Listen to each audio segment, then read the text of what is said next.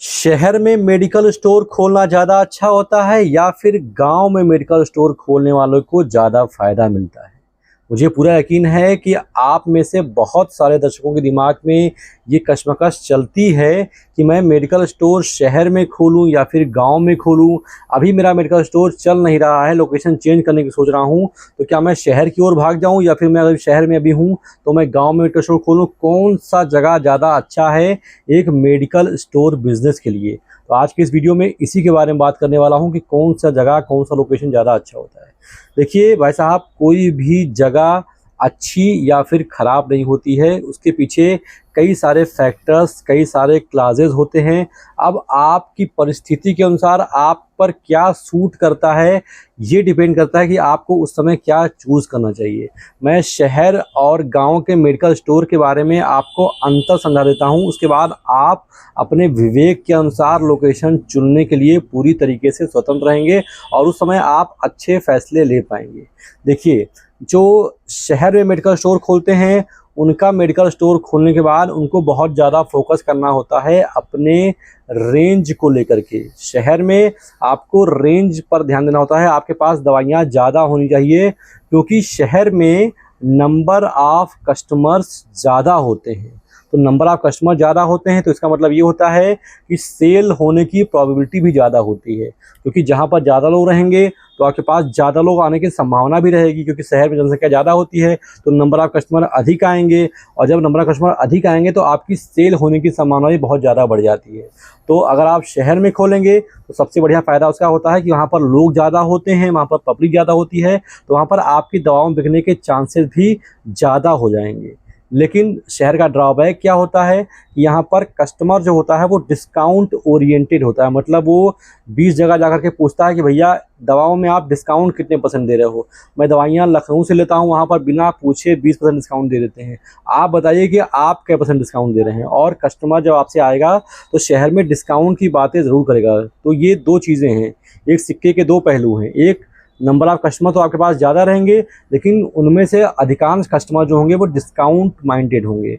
और एक ड्रॉबैक है कि शहर में आपको सरवाइव करने के लिए रेंज पर फोकस करना पड़ेगा, क्योंकि वहाँ पर कंपटीशन बहुत तगड़ा होता है। शहर में एक से एक धन्ना सेठ लोग होते हैं जो अच्छा खासा पैसा लगा के मेडिकल स्टोर खोलते हैं। तो आपको शहर में सरवाइव करने के लिए थोड़ा सा पूंजी बढ़ा के काम करना पड़ेगा। अगर आपने पूंजी बढ़ा ले गए, आप कस्टमर से जान पहचान बना ले गए, तो आपका शहर में अच्छा खासा बिक्री हो जाएगा। बस आपके स्वभाव पर डिपेंड करता है कि आपके पास पैसे हैं नहीं हैं, आपका नेचर लोगों से आसानी से घुलने मिलने वाला है, फिर आप थोड़ा सा अलग रहने पसंद करते हैं। शहर में थोड़ा सा लोग डिस्काउंट मांगेंगे, आपको पूंजी अधिक लगानी पड़ेगी, लेकिन वहाँ पर सेल होने की संभावना ज़्यादा होती है। अब आते हैं गांव की ओर।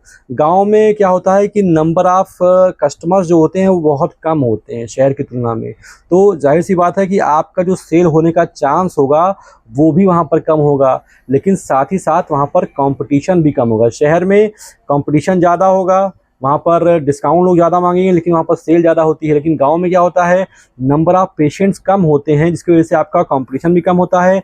आपको बहुत ज़्यादा रेंज पर काम नहीं करना होता है। और सबसे इम्पॉर्टेंट चीज़ क्या है कि गांव में लोग आपको, मेडिकल स्टोर वाले को डॉक्टर की तरह ट्रीट करते हैं। अगर आपने कोई दवा किसी को दे दी, मान लीजिए आपके पास कोई कस्टमर पहुंचा, बोला कि भैया हमको सर्दी जुकाम बुखार है, आपने दवा दे दी और उस दवा से वो कस्टमर ठीक हो गया, तो वो दोबारा आपके पास आएगा और आपको डॉक्टर साहब कहेगा। मतलब वो आपको डॉक्टर से कम समझेगा नहीं, क्योंकि वहाँ पढ़े लिखे लोग कम होते हैं, उनको नहीं पता होता है कि फार्मासिस्ट कौन है, डॉक्टर कौन है।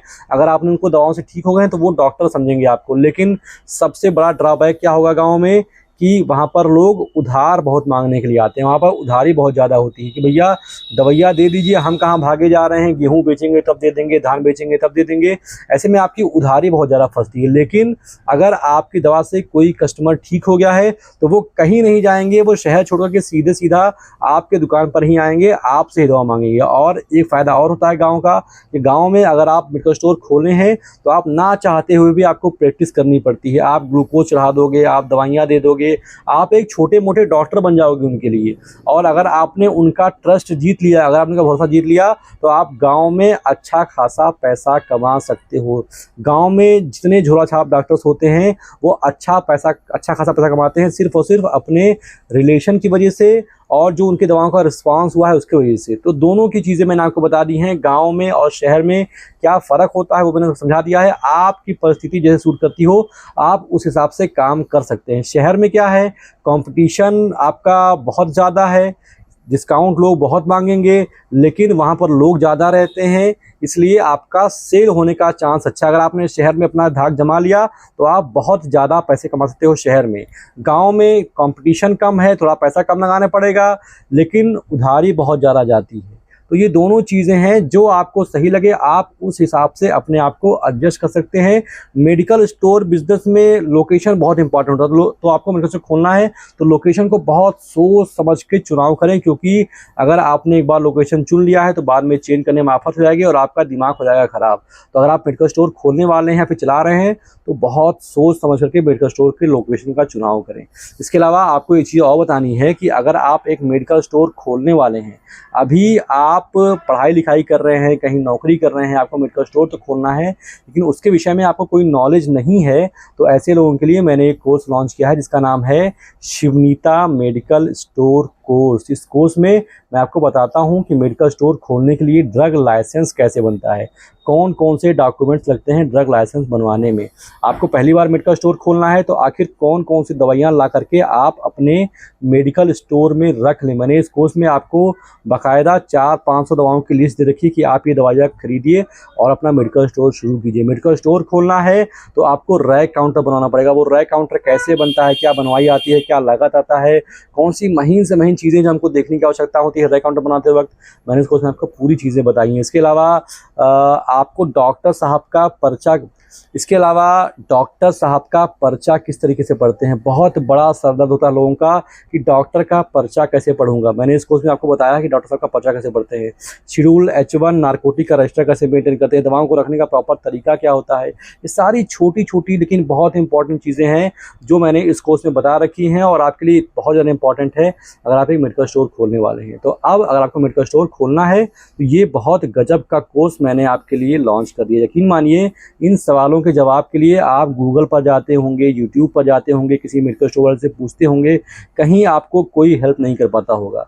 तो अब आपको करना सिर्फ इतना है, कहीं एनर्जी वेस्ट मत कीजिए, प्ले स्टोर पर जाइए, वहाँ पर टाइप कीजिए शिवनीता SHIVNITA। मेरा पीछे ये लोगो दिखाई देगा, मेरे कोर्स का लोगो है। इस ऐप को डाउनलोड कीजिए, लॉगिन कीजिए, परचेज कीजिए और सिंगल क्लिक में सारी जानकारियाँ अपने घर बैठे अपने फ़ोन पर एक प्लेटफॉर्म पर बहुत आसान तरीके से पा जाएंगे। इस कोर्स का फीस मैंने मात्र 99 रुपये रखा है। फिलहाल इस वीडियो में तो बस इतना ही। वीडियो अगर आपको अच्छी लगी हो तो इसको लाइक कर दीजिए और अगर आप एक मेडिकल स्टोर के संचालक हैं तो इस चैनल को सब्सक्राइब भी करिए, क्योंकि ये आपका चैनल है। इस चैनल पर मैं रोज़ मेडिकल स्टोर के बारे में बात करता हूँ, आपके बिजनेस के बारे में बात करता हूँ।